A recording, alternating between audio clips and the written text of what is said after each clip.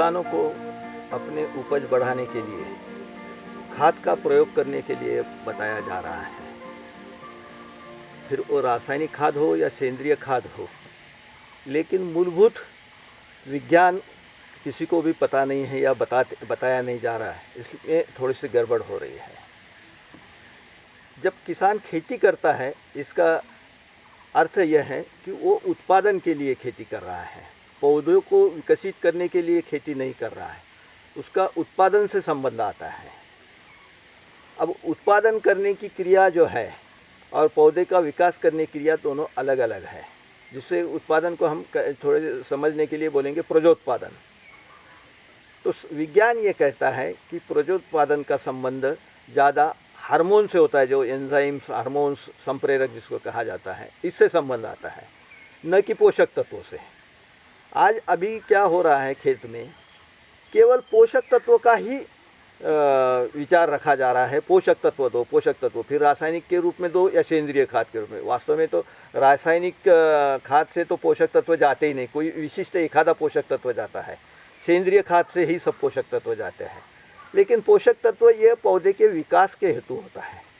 हमारा संबंध पौधे का प्रजोत्पादन से संबंध है कि खेती कर रहे, इसका मतलब पौधे का विकास। अगर आपको जंगल खड़ा करना है, बगीचा तैयार करना है, तो उसमें ठीक है, पौधे, हरे भरे पौधे दिखना चाहिए। लेकिन खेती में दिखने का कोई संबंध नहीं आता है। खेती में उत्पादन कितना आ रहा है, प्रजोत्पादन कितना हो रहा है, इससे संबंध आता है। प्रजोत्पादन का संबंध हार्मोन से है, तो हमें हार्मोन का कोई अभ्यास करना चाहिए, हार्मोन का प्रयोग खेतों में करना चाहिए, तो हमारा उत्पादन बढ़ेगा। क्योंकि सभी प्रकार की प्रजोत्पादन की क्रिया आदमी के सहित सभी जीवों की यह हार्मोन से संबंधित है। मैं मजाक में बहुत बार कहता हूँ, अगर ये पोषक तत्वों के भरोसे अगर प्रजोत्पादन की क्रिया होती थी तो गरीब को तो बेटे ही नहीं होना चाहिए था, बेचारा कुछ खाता ही नहीं है। लेकिन यहाँ उल्टा होता है, पैसे वालों ज़्यादा खाते हैं, उनको कम बच्चे होते हैं, और गरीब को तो रोटी मिर्च खाता है बेचारा, उसको ज़्यादा बच्चे होते हैं। इसका मतलब है पोषक तत्वों का संबंध बाद में आता है, पहले हार्मोन का संबंध आता है। तो वो हार्मोन हम जब तक हमारे खेत में उपयोग में नहीं लाएंगे, किस माध्यम से लाना है ये अलग है कि कोई सस्ते रास्ते भी, हार्मोन महंगे होते हैं, उसमें काफ़ी सारा बारीकाई से विज्ञान का ध्यान देना पड़ता है। लेकिन हमारे पूर्वजों ने कुछ उसके लिए व्यवस्था करके रखी है। जैसा मैं अपने जहाँ जहाँ काम करता हूँ, उसमें मैं गाय के गोमूत्र को फर्मेंट करके उसमें से उसके फवारे मार के भी वो हार्मोन की ज़रूरत पूरी कर देता हूँ, तो मुझे उत्पादन में अच्छी बढ़ोतरी मिलती है। तो ये काफ़ी अपने अपने अभ्यास से आप और भी कुछ तरीके से कर सकते हैं कि कोई भी चीज़ अगर फर्मेंट करते हैं, आप उसको गलाने की क्रिया करते हैं, तो उसमें कुछ हार्मोन्स तैयार हो जाते हैं। उसके फवारे अगर आप मारते हैं तो फुकट में आपको हार्मोन मिल सकते हैं, और उसमें थोड़ा सा प्रमाण कम ज़्यादा भी हो गया तो कोई प्रतिकूल परिणाम भी आपको नहीं मिलता है। केमिकल के रूप में अगर आप हार्मोन एंजाइम्स इसका उपयोग करते तो हो सकता है कि उसके कुछ प्रतिकूल परिणाम भी हो, या उसका प्रमाण हमें समझता नहीं है, काफ़ी उसमें अभ्यास करना पड़ता है, तो उसकी कोई ज़रूरत नहीं है।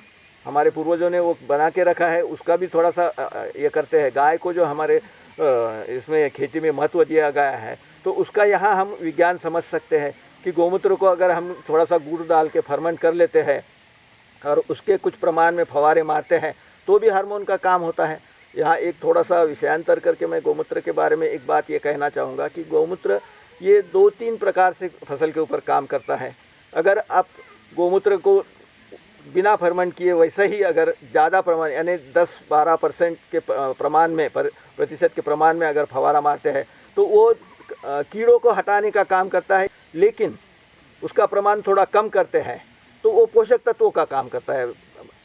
5% से 10% के प्रमाण में अगर गोमूत्र का उपयोग करते हैं तो वो पोषक तत्व देने का काम करता है। वही गोमूत्र को हम फर्मेंट करके और भी उससे नीचे प्रमाण लाते हैं, 5% से भी कम लाते हैं, तो वही गोमूत्र हार्मोन का भी काम कर रही है। मैंने निजी अनुभव के आधार पे ये कह रहा हूँ, कई किताब की में तो ये लिखा नहीं है, कई यूनिवर्सिटी ने इसमें कोई ऐसा एकेडमिक जो संशोधन होना चाहिए वो तो किया नहीं है किसी ने, लेकिन मैं मेरे अनुभव के आधार पे ये कह रहा हूँ। तो ये हार्मोन को उपलब्ध करने का एक माध्यम हो सकता है। तो मुझे लगता है किसानों ने पोषक तत्व कितने दिए इसका ज़्यादा ध्यान ना देते हुए, थोड़ी बहुत ज़रूरत होती है लेकिन इसके ऊपर ज़्यादा ध्यान देने के बजाय हम अगर हार्मोन की तरफ ध्यान देते हैं तो उसके उपज में बढ़ोतरी आसानी से हो सकती है। अन्यथा आज क्या हो रहा है कि हम पोषक तत्व दे रहे हैं तो उसमें जो अंग्रेजी में दो शब्द हैं, वेजिटेटिव ग्रोथ और रिप्रोडक्टिव ग्रोथ, यानी उसके शाखीय विकास होते जा रहा है पोषक तत्वों के कारण, शरीर का विकास हो रहा है, लेकिन प्रजोत्पादन का उसमें कहीं नहीं। कभी भी किसान को पूछेंगे आप तो बोलते हैं हाँ मैंने ये इतना खाद डाला, उतना का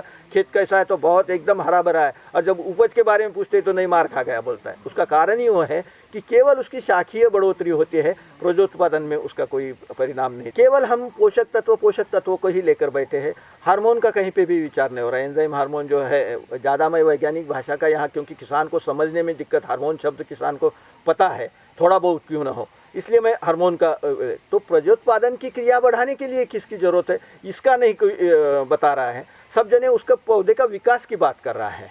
लेकिन कुछ जगह पे मैंने भी काफ़ी बार सुना है कि सेंद्रिय खाद का उपयोग से रासायनिक खाद की तुलना में उत्पादन इतना आता नहीं है, उपज इतनी मिलती नहीं है। लेकिन मैंने जो जहाँ जहाँ सेंद्रिय खेती का प्रयोग किया है, जहाँ जहाँ सेंद्रिय खाद का उपयोग किया है, उसमें मुझे ऐसा कहीं पे भी नज़र नहीं आया है। मुझे लगता है कि इसमें थोड़ा सा एक गलती आपकी हो रही है कि आप सेंद्रिय खाद के नाम पे सेंद्रिय पदार्थ का उपयोग कर रहे हैं। सेंद्रिय पदार्थ का उपयोग और सेंद्रिय खाद का उपयोग, इसमें फ़र्क है। मैं अपनी व्यवहारिक उदाहरण से आपको उसके बारे में समझाना चाहूँगा कि सेंद्रिय खाद ये अगर हमारे फसल का भोजन है तो भोजन यानी अन्न से भोजन बनता है। जैसा हमारा गेहूं है, चावल है, सब्जियां हैं, टमाटर है, पालक है, तो ये हमारा अन्न है, लेकिन ये भोजन नहीं है। भोजन कब होता है उसका कि उसको पकाने के बाद में। तो ऐसा ही कुछ थोड़ा फार हमारी सेंद्रिय खेती के बारे में आ जाता है कि सेंद्रिय खेती में भी हम सेंद्रिय खाद के नाम पे, सेंद्रिय भोजन के नाम पे उसको अन्न दे रहे हैं, कच्चा खाना दे रहे हैं एक प्रकार से। इसलिए उसके थोड़ी बहुत उपज मिलती है। जैसा हम कच्चा खाएंगे तो मरेंगे नहीं, लेकिन चाहे उतना परिणाम भी हमारे शरीर पे उसका दिखेगा नहीं। तो मुझे लगता है कि अगर आप इस सेंद्रिय पदार्थों का भोजन तैयार करके अगर खेती को उपयोग में लाएंगे तो आपको जितने रासायनिक खाद के परिणाम मिलते हैं उससे उतना या उससे भी ज़्यादा, क्योंकि रासायनिक खाद कोई खाद नहीं है, वो कुछ विशिष्ट पोषक तत्व हैं। और पौधे के विकास के लिए हम हमेशा देखते हैं कि 16-17 पोषक तत्वों की ज़रूरत होती है, और रासायनिक खाद में से तो वो जाता नहीं, जाता है केवल सेंद्रिय खाद से। इसलिए ये सेंद्रिय खाद का उपयोग करने से फसल कम आती है, ये योग्य नहीं है आपका कहना। आपकी गलती है उसमें कि आप उसको भोजन के रूप में तैयार करके उसका उपयोग नहीं करते। अगर आप उसको विशिष्ट पद्धति से उसका भोजन तैयार करके अगर खेत को सेंद्रिय खाद का उपयोग करते हैं तो जितना रासायनिक खाद से उपज आती है कि मैं तो कहूँगा उससे ज़्यादा आपको और सशक्त फसल आपको आ जाती है। अब इसमें सेंद्रिय खाद बनाने की अलग अलग विधियाँ हैं, जैसे नाडेप कंपोस्ट है, बेंगलोर मेथड है, वर्मी कंपोस्ट है, बायोगैस प्लांट की स्लरी है, ये सब अलग अलग विधियाँ हैं। है तो भोजन बनाने की, जैसा हम हमारे मैं मजाक में बहुत बार कहता हूँ कि हम भी कभी महाराष्ट्रियन थाली है, कभी पंजाबी डिश है, कभी गुजराती थाली है, लेकिन है तो सब भोजन। तो अपने अपने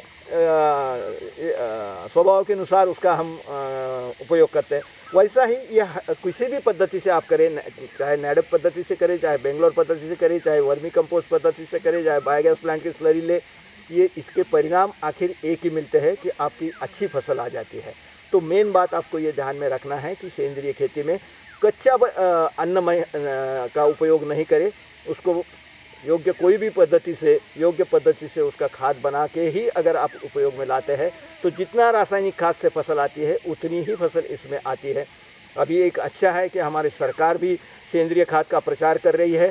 सेंद्रिय खाद करके यानी कच्चा मटेरियल डालने के बजाय सेंद्रिय खाद तैयार करके डालेंगे तो ये मुझे बड़ा आनंद और खुशी होती है कि अमिताभ बच्चन जैसी व्यक्ति भी इस विचार को आगे ले जाने में, जो महात्मा गांधी ने कई सालों पहले बता के रखी थी कि सेंद्रिय खाद अच्छी तरह से बनाना चाहिए, मैं उसमें अपना भी थोड़ा सा सहयोग उसमें आपको बताना चाहूँगा कि मैंने भी करीब 15 साल पहले इसी विषय पर एक बुक लिखी है, वो है मराठी में, लेकिन उसमें सभी विधियाँ जो भी उसमें चाहता है कि कुछ कंपोस्ट खाद कैसे बनाए, इसकी अच्छी तरह से विधि क्या है, तो उसके लिए मराठी में मेरी एक पुस्तक भी है, तो उसका भी आप उपयोग कर सकते हैं। अगर इस पद्धति से कंपोस्ट का उपयोग करके अगर आप खेती में उसका प्रयोग करेंगे तो मैं गारंटी से कहता हूँ कि दावे के साथ कहता हूँ कि रासायनिक खाद से भी ज़्यादा उपज इसमें आती है। और उसमें का ज़्यादा का फ़ायदा जो अभी थोड़ी देर पहले मैंने कहा था वो मैं फिर से दोहराना चाहूँगा कि सशक्त फसल आपको मिलेगी।